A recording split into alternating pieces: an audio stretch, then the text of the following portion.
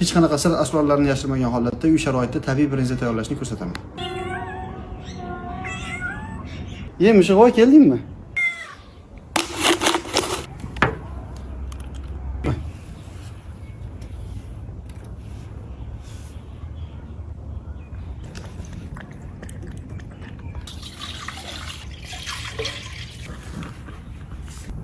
Sutni past olovda qaynatib olamiz. 10 litr sut uchun 3 dona limon kerak bo'ladi.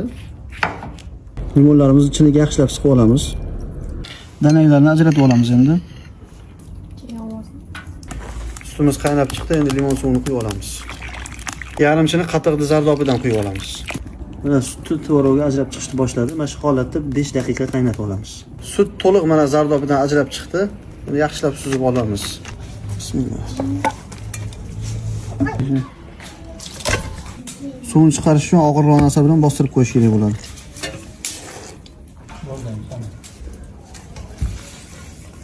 Shu bostirilgan holatda qatiqni zardobini quyib olamiz.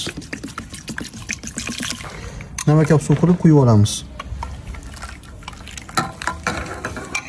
Brinzamiz 24 soat namakob suvda turib tayyor bo'ldi.